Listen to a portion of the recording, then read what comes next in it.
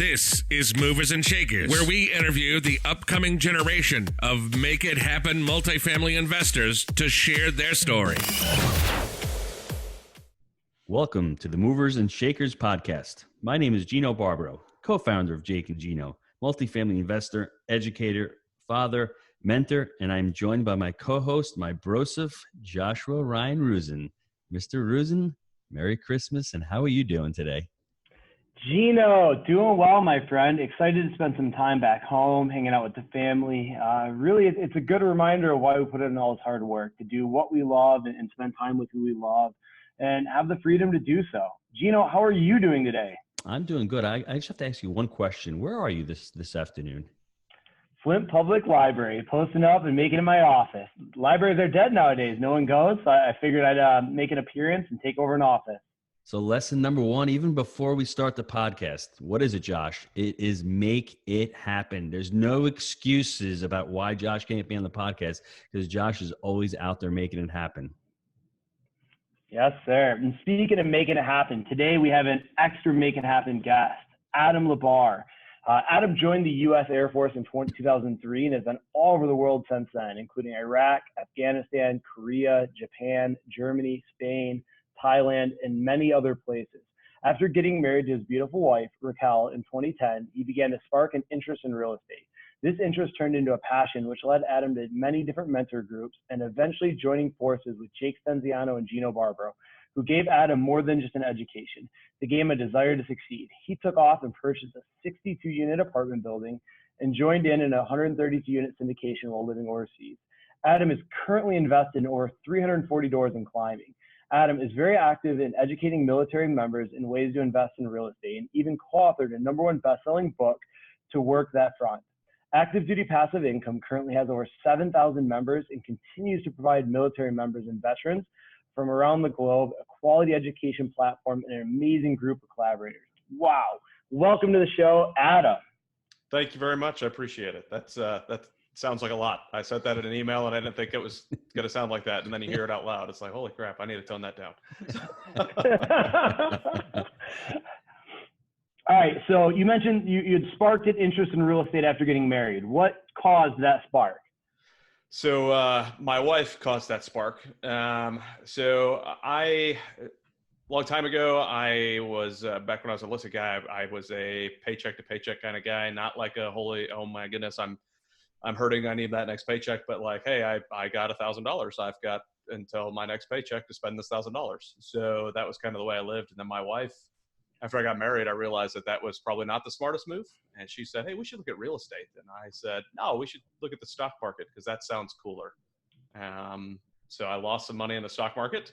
And I said, hey, honey, what was that you said about real estate? Can we go over that again? And that's kind of how it all started, was just by her kind of encouraging me to look at the real estate side of the house. But why multifamily real estate specifically? Oh, boy. So multifamily, it's funny. I started looking at single family. And so I sat down and kind of routed out our goals, where I wanted, our family to be, what kind of income it would take, kind of passive income it would take to get to where we would like to be goal wise. And I mapped it out. All right, well, if I want this much in income, then I'm going to need this many houses that are making about this much per month. And it turned out, it was a lot. And I was like, there's got to be a way to make this better. And, I was constantly educating myself. I was on Bigger Pockets all the time. I was on different real estate forums, different real estate podcasts, just going to town, educating. And I finally just started looking at multifamily more, realizing that it was much more scalable, much easier to get involved in, with the mindset of a team, getting that team together rather than just buying a house myself, getting that team together. And I was like, you know what, I'm going to do this. And then I finally told my wife that that's what we were doing. And she about fell on the floor. She wasn't quite sure what to think when I said that we were going to buy an apartment building, but it worked out. So tell me what changed when you joined the academy, because a lot of students out there are educating, self-educating. What was the defining moment, or that big change when you joined Jake and Gino and said, wow, this is a little bit different here? Yeah. So I knew I needed something because I'd been educating for probably a year and a half before I joined the academy, and maybe 2 years. And then for me, it was getting around a bunch of like-minded folks. So I was only around the people that I knew, and the whole, the you are the 5 people you hang out with most, the 5 people you're around most. I got myself surrounded by other multifamily investors, by folks who wanted to do this, by folks who are pushing towards it. And it kept me engaged. And my first deal actually came from a partnership inside Jake and Gino. So, that it brought me partners, it brought me a deal, it brought me confidence, because I saw other people, doing the same thing I am, same thing I'd like to do. So it kind of pushed me through that extra step that I needed. So Josh, I'm going to hit up Jim Rome, because I was listening to him today, and the 5 people just sparked a thought in me. And, listening to Jim, he says, you in life don't get what you need. You get what you deserve, right? So it's amazing that all the work that you put in, Adam, and a year and a half is not a long time to educate. Remember, we go to college for 4 years. We've on the job training. So sometimes people hear a year and a half. That seems like a long time. What did you really learn in that year and a half? And, why the community? Because I want to bring this back to the military too, because you talk about teamwork and you talk about, building the team and having like-minded individuals. How does that relate to the military as far as you think? Because I think you raised your level. I guess the people around you is also important. Like, you're raising your level, you're raising your state. How does that coincide with the military, and what do you see the differences, the similarities are? So the military, they don't teach you to be a loner. Loners don't really make it, right? Honestly, I was being a loner in my education. I was being a loner in what I was doing. Sure, I was getting on forums and stuff and seeing it, but the military really teaches you to work as a team, teaches you to push forward as a team. So once I got into that kind of dynamic and understood where I needed to be, and got around, like, if you look at some elite military units, right? We'll say, because everybody wants to talk about the Navy SEALs, right? Or if you talk about the Green Berets or some sort of a elite military unit, they are not going and training with, I was an Air Force guy, right? So I'm going to make fun of the Air Force for a minute. They're not going and training with an Air Force personnel unit, right? Because that's not going to do them justice. That's not going to get them to where they need to be. They train with people who are like-minded, who have the same kind of goals, who have the same mentality, who understand that we need to take a target no matter what, take an objective no matter what. And they push through those types of adversities as a team, because that's what we need as a group in a combat zone. That's what we need in a group in a military or in a multifamily property, right? We need that team that we know the objective. We know that we all are on the same page. We know where we want to be. So it just kind of made sense mentally for me once you fill in those gaps and go, all right, well, this makes perfect sense. I just need to, I need to be the breach guy. I need another guy that's going to be the guy that, he's the first in the door. I need another guy. Like, we need all of those guys in every one of the teams. Same thing in an apartment building. So knowing all that, what took you so long to seek out a team? So it took me a little while because I have trust issues, right? I don't trust anybody, right? Like, so for me, it's easier for me to attach to a military folks, because that was pretty much all I knew in my adult life was the military. Part of my jobs was to, do some various different things in the military that involved a lot of terrible people. So I just avoided people like the plague. And I was like, I could take care of all this myself, because those are people, they're outsiders. I don't quite trust them. Right. And then once I finally put on that hat of, I'm a real estate investor, not, I'm a prior military guy who wants to invest in real estate now. It was like, no, they are on my team because they're real estate investors. Right. So it was just a mindset shift for me. And for me, if you ask me, 9/10 of the stuff we do is all mindset. And that was one of them. I just had to change that mindset, flipping that hat. I don't know if you guys ever watched Over the Top, but like, Over the Top, boy, you're shaking your head. So Over the Top, Sylvester Stallone, very cheesy movie, but it was an arm wrestling movie. And he was like, it's like a flipping a switch. He'd put his hat on backwards. He's like, it's like flipping a switch. And for me, like, it's like I flipped my hat on backwards. I flipped a switch. I was like, holy crap, I'm a real estate investor. I need to surround myself with those folks. Like, I'm not going to find it in my military brothers and sisters. Funny enough, I ended up finding it in my military brothers and sisters as well, but it's tough to find that. So what's amazing you're talking about is really changing your physiology. Also, you're changing your state and you're changing your identity. So if you want to become anything in life, start to identify with what you want to become. So if you want to identify as a multifamily investor, Start doing those tasks that it takes to become a multifamily investor. Start analyzing deals, start talking to brokers, start partnering with other people, start raising capital, start talking to brokers, start doing property tours. All those things is what a multifamily investor does. So once you start identifying it, and that's why the accountability piece is really also really important to that component. But what I want to ask you is, what other limiting beliefs did you have getting into multifamily real estate?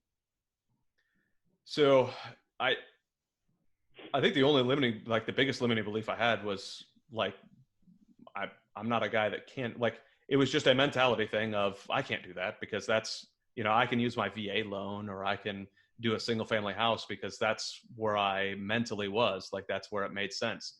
It took a lot of research and to understand that, no, I guess a lot of other people can, right? So, you jump on Bigger Pockets, you see a bunch of other people doing it. So it just convincing myself that I literally could be one of those people, right? So thankfully the military and some of the experience I've had really pushed me to be able to say, no, I can do a lot of things that I didn't think I could. So I jumped on that and said, no, I can do this. I just need to find the right people to be around. And I went to a conference and I learned, like, I'm sitting there listening to these folks saying, hey, this is what you could do. This is how you do this. And I was answering every question of all the people around me. And I was like, dude, you're an idiot. Like, why? You already know this stuff. Like, what is it going to take? So my limiting belief was just, I need that little bit more education before I can start. I need this little bit more of this or this little bit more of that. And then I finally was just like, dude, you're dumb. Just jump on it. And then I went and had lunch with you guys and I was like, yep, it was all over from there. So it was a good lunch too, right near the ocean. It was. Let me ask you about the important team members. What team members do you think really make up the bulk of what you're doing in multifamily?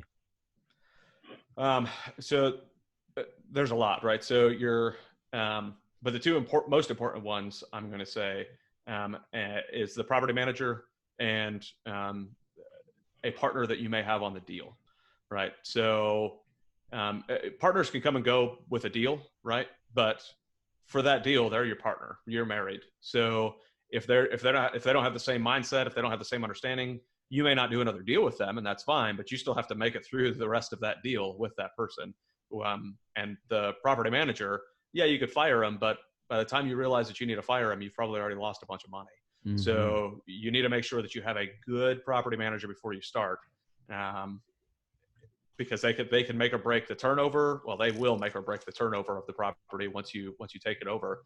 And as it's functioning, if you realize later that they're incentivized for, turning over, like getting a new tenant in, well, that's going to be a problem because they're going to be incentivized to kick out the current one and bring in a new one. Well, that's your biggest expense there while you're owning it. So, but you have to be aware of all these things and have a good property manager has the same goals and mindsets that you do. So what do you look for in the property management other than goals and mindsets? Because I want to hear one or two horror stories, because I'm sure you've got a few of property management that maybe a student who's listening going, that's a good tip. I'm not going to do that. What else do you look for in a property management company? So honestly, I will say, thankfully, I don't have very many horror stories because another thing the military likes to teach you is to learn from other people's mistakes. Like they want you to learn from your own mistakes too. Don't get me wrong, but I mean, I've got multiple sets of interview questionnaires for property managers. I've listened to hundreds and probably thousands of podcasts. So I've listened to a lot of the horror stories of things to look out for. I look for recommended property managers, not just one I'm going to find on a Google search. People have recommended them to me, and that's why we go with them. So thankfully, I haven't really ran into too many horror stories. But I'll say like one thing that I really like with one of the property managers we have on a property is they, which I'm happy to do this, they are getting a percentage of an NOI increase. So anytime we increase the NOI, they're going to get a small percentage of that. I mean, that's a huge thing because they're incentivized to make this property make more money, which is great for me, right? And I will gladly give you a percentage of that because you are making this property worth more money. Not only are we going to be making more cash flow, but when it comes time to sell or refinance, it's going to be worth so much more than it is when we bought it. Our property managers are incentivized to keep people in the property. So if they get a renewal, they get a bonus rather than when they turn a property, they get a bonus. Like I don't want you to get a bonus by filling a spot. I want you to get a bonus by keeping somebody there. Because that's the same type of incentivization, right? So if they've got those processes already in place and I'm able to have a chat with them and say, hey, so one of the property managers we have actually, they're a pretty large property management group. So they've got a whole inspection team that walked through. They did our door-to-door inspection, had all of the spreadsheets built out for us, so we knew exactly what every unit needed before we got in there. So they have all that already in place, and they've got a team that's already ready and already stuff that's bench stocked if we need it to just say, yep, let's check, and send everything in and get it done right away. So the turnover's a lot faster and a lot easier. So you got to be aware of that sometimes, because they may upcharge you a little bit for some of that stuff. In a way that might be fine, because if you get all of the units turned over in, half the time, there's just some math calculations you got to do in there to make sure. How did you go about choosing a partner, Adam, on a specific deal? What do you look for qualities in a partnership? So it's kind of similar. Again, like I said, you're married to him in that thing. So you kind of want to date him a little bit first, right? You want to ask those questions you would ask on a date, like what are your future intentions, right? Okay, so what are your future intentions with this property? Obviously, it's not in a relationship with me necessarily, but with this property, where do you, like, if they're hey, I want to flip this thing in 2 years and be out of it, and I'm hey, I want to hold this until I die. Well, that's probably not the best thing. So you want to make sure that your mindsets are aligned in that realm. You want to make sure that if one partner is saying, hey, I really just want to nickel and dime the tenants to death, or hey, I want to make sure that I put as absolute bare minimum as possible into the property, just enough to keep it alive so I can keep money coming in and I never have to take anything off the edge. Well, no, it's not me. I would like to give, I learned from Jake Gino, right? So I want to be, I don't want to steal it, but I want to be the Chick-fil-A of my apartment buildings, right? So I want people to come in and have a quality apartment with quality, like they trust it. They're, they know when they walk in, it's, Adam's going to take care of them. Adam's team is going to take care of them. So if my partner is not going to have that same mindset, then I don't want to be a partner with them. I like that. Yeah. And that's kind of, there's a lot more that goes involved with it, obviously. But that's, if they have failed one of those off the bat, yeah, I don't think it's going to work. So I would also convey to every listening out there, when you get a partner and your partner doesn't do daily operations, it doesn't work with it, bring them over to a couple of the apartment rentals, apartment homes, we like to call them. They're not tenants, they're residents. Make it seem real to your partner and make it seem that you're doing something good. You have a cause. You're actually creating and you're housing people. That's where they're living. That's where their memories are. So if you're going to nickel and dime them and not give them the service, how would you feel if your relative or your daughter lived in an apartment? That's what you have to convey to your partner. And at least from our perspective, from Adam's perspective, create your mission statement where you're really creating safe, affordable, clean housing. That's how we do it. So I don't want to have a partner if he's going to nickel and dime me every time we have to put a little bit of CapEx in there. That's such an excellent point. And I think the greater good is to say is really value-based decision making. It's based on your values. What is Adam's values? What is Gino and Josh's values? And try to choose a partner from what your values are. So I think that answer is spot on. I love that answer. On your first deal that you did, this most recent syndication, how did you find it, and what was the value adds on this property? So this was recent syndication. It's my only syndication that we've done thus far. It's a 80-unit property, and we found it. So we had a one property that we had under contract that about 15 minutes away from this property. We did our initial due diligence before we got it under contract. We sent one of our partners out there, and it was not terrible, right? There was definitely some value add there. And then when we got it under contract and we did the full due diligence on it, it was there was one building, and this is be aware of this as you're going through for anybody that's listening. They were like, hey, we can't really get into that building right now because there was a fire in one of the units. Okay, yeah, we understand. There's a fire in one of the units. That one's going to need to be gutted. No big deal. Sure enough, we go in there. There's still people living in that building that they said we couldn't go into. Their tenants were allowed to go in. Our residents wouldn't be allowed in there, but their tenants were allowed to be in there. And like one of them had a hole straight through from the roof all the way through the second floor apartment and into the first floor apartment. And water's leaking in. Like we were like, nope, can't do it. It was. The cost to repair it was more than what we were going to be paying for the building already. So we kind of backed out of that one. Our lowest valuation on the rehab was $4.6 million on a $2.7 million property. So yeah, it was pretty bad. Like we could have just rebuilt it. So anyways, our broker gave us that one afterwards. They gave us this new 80 unit one on that one, saying all that to finally get to the question. Mm-hmm. It was so they gave it to us. The value adds there. So the owner was living in Japan, and his partners were Japanese. He's an American living in Japan, and they own the building outright. He's been managing it from Japan. His expenses were all over the place. His manager, if you want to call her that, couldn't really, like, the new manager that they finally got at the beginning of this year was better, but still terrible. So much so that we were like, hey, can you scan some of these documents over? And she was like, what? I don't have a scanner. I don't know how to do that. And this was the better manager, right? So the management was horrendous. So most of the value add in what we're looking at here is in function, not in form. So they're very under rented on the garages, under rented in the property. Some of them almost $200 a month under rented some of the units. So there was a lot of value add in there. The garbage company, we just added $70,000 roughly in value to the property just by changing the garbage contract. It was $1,000 a month. Now it's about $600 a month. And you multiply that out, and it's about $70,000, $68,000 in value just by doing simple things like that they weren't doing. So that's where a ton of our value add is coming at in this property.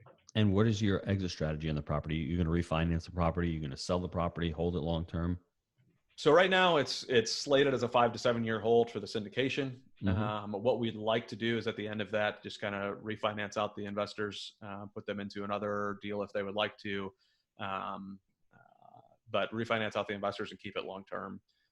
We'll see what happens, how the market goes, obviously, but that's the business plan at the moment. That's awesome. Going through your first syndication, what were some of your learning lessons looking back? So this was kind of an accidental syndication, honestly. We had somebody who we were playing in the JV with. There wasn't enough on the form value add here for him, which he ended up kind of backing out. Which is, I mean, understandable for him. I get it business wise. He was a contractor, so it made sense for him to want to do more of that type of work. There was more in it for him that way. And it just didn't quite fit his business plan. So it kind of fell into our lap as a syndication. So, you know, I always tell people, and like, if you're going to be syndicating, you need to be raising money all the time. Raise the money before you have the deal. And that was one thing that we kind of tripped and fell on my face with, right? Is I wasn't raising money before the deal. Because, well, this isn't supposed to be a syndication. It's no big deal. We're going to have a partner on this. It's no problem until it isn't, until it is a problem. Right. And then, so that was one of the biggest heartaches we had, was just kind of having to run around and say, okay, well, now we need to make as many phone calls as we possibly can in a very short amount of time. Then we jumped into an extension. And then once you're in the extension and you've got a bunch of money hard, now there's nerves involved also with, you know, it's like your bank account's starting to shake a little bit, and you're just like, all right, here we go. What are we going to do? So, you know, always be raising money and having things ready before the deal, despite what you think is going to happen. So Josh, Adam is in the Flint, Michigan library, like you, making it happen, right? Because that's what it comes down to. I mean, I think that just it's patience, persistence, willing to walk away. You walked away in your first deal. The second deal came, and my students always say it falls in our lap. And that's just, I think it's the funniest thing, because it doesn't fall in your lap because you're working your ass off to get it. And then when things change, you have a plan B. There's an alternate solution to getting it. I think sourcing money and sourcing deals are something that every investor out there should be doing. And I think it's really important, everybody out there. It's hard when you don't have a deal. Put a credibility book together. Learn how to create a credibility book, learn how to analyze markets, learn how to start partnering with people and get that capital there. Because even if the deal's there, sometimes the capital might not come because you can't raise money on a deal if you don't know somebody beforehand. So it's really counterintuitive. It's the chicken and the egg. Start raising that capital. It's really important. On the flip side, how did you start ADPI? Where was the impetus to start ADPI? So ADPI was started before me, but I got brought on for the multifamily side of the house. Right? All right. So they had already had an academy for single family and a VA loan course and some other things. And they were really wanting to get involved in multifamily, but none of them had really done multifamily much. They didn't have time or the energy to kind of put towards that because there was so much other stuff going on. And I met them at a conference, which slight side, go to as many conferences as you can. Gino always says at least one a year, go to as many of them as you can.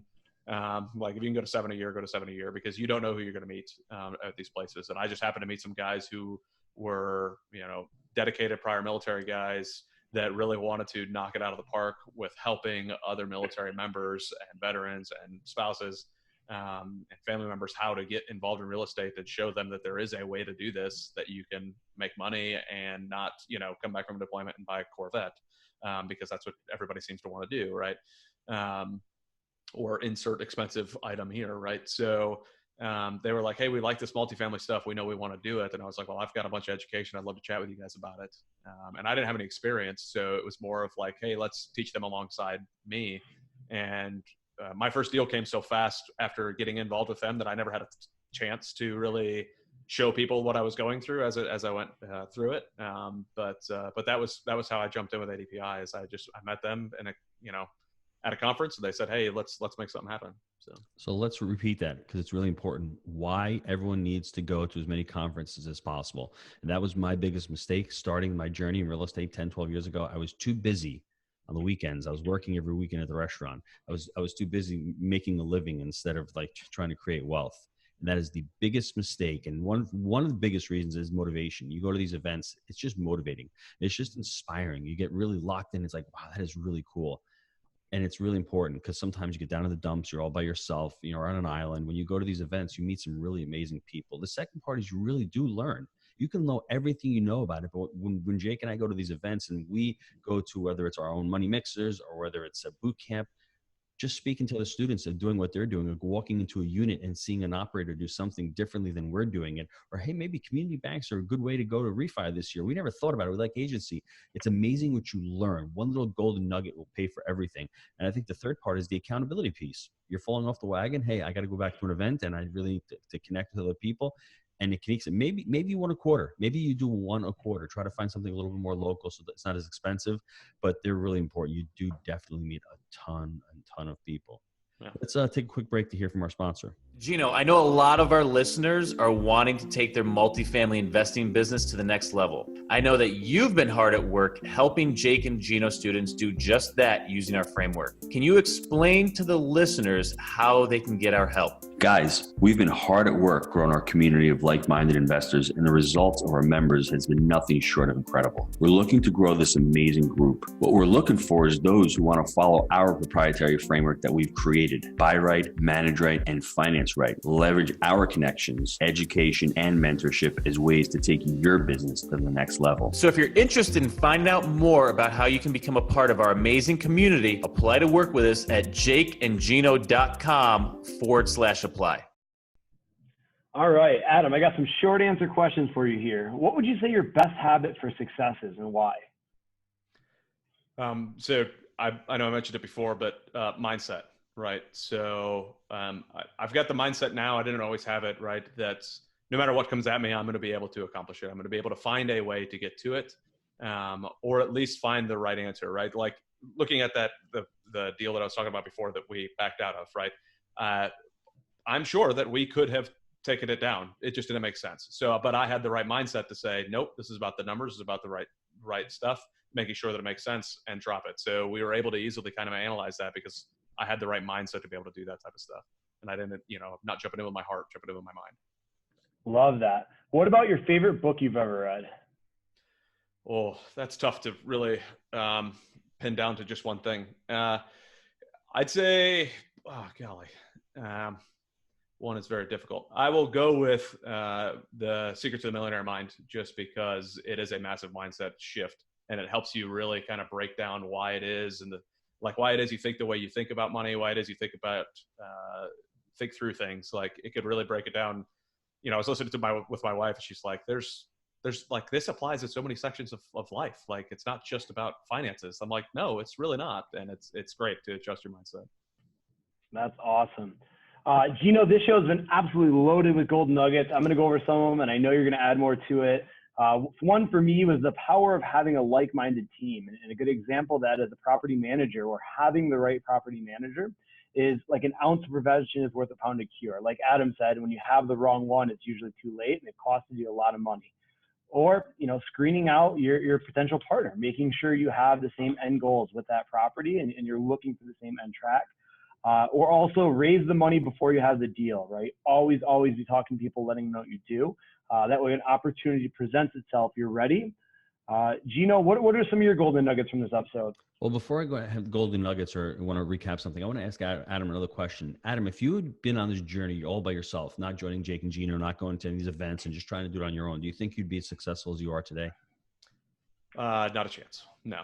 And I think it really goes back to the team side of the house. Like the team gets you through like I am sure that I could have bought a property by now by myself, but I would have had a property by myself, right? Instead of now I've got 4 properties with teams, right? So it made a huge difference for me. And not even that. You're probably enjoying yourself a lot more. You've probably learned so many more things. You've probably made so many more connections and so many more commitments in life that you didn't have by yourself. ADPI is amazing. You're probably finding a little bit of your soul purpose from going to that one event, meeting ADPI. It just changed your life completely, right? If you had never done that, it'd have been like, okay. So I just challenge everyone out there who's listening, just step out of your comfort zone. I'm sure Adam, do you like to network? Are you the kind of guy out there who goes out there and says, I am the extrovert, I'm the party guy? Are you? So I don't like talking, if you can't tell. So no, I it's funny. I'm kind of a little bit of both. Like I really enjoy going out and doing that, meeting people, talking to people, shaking people's hands. But I also am the number cruncher. So I'll hang out in the office and crunch all the numbers, and then go out to the event and talk about it. So you need to do that. You need to go out to these events. And you need to talk, and you need to be surrounded by those like-minded people. Josh, I guess a couple of the things is everyone out there, just challenge your limiting beliefs. What kind of limiting beliefs do you have? What's holding you back? I think working on personal development is huge, and mindset is really huge in this game. I think in any area of life. Why single family homes? Why stop there? You don't know what you don't know. Everyone in the single family home space says, I have to stay here because I'm comfortable. This is what I know. I can't get into multifamily. Multifamily also, Josh, is a team sport. As you can see in the military and as you can see in any arena of business, we're taught in school that if you work together, it's cheating. In business, it's called being successful. And if you don't do that in business, and if you don't do that in multifamily, you're going to fail. So you need to get that thought process out of your mind. You need to surround yourself with great people. You need to let go of your ego. It's not about being right or about being wrong. It's about getting the right people on the team. I think that's really huge. Josh, the other topic that Adam touched on, which is really important, everybody out there, start sourcing deal and money right now at the same time. Don't go out there just analyzing deals, because you may find a 50-unit deal that you don't have the money for. And how horrible would that feeling be when you've got that deal on your desk and you can't close the deal because you don't have the money? Go out there and look for the money. Anything else, Josh? I think that sums it up. Adam, anything else? Nope. But I mean, I could talk for hours, but I think that should be good for this. Yeah, I don't know.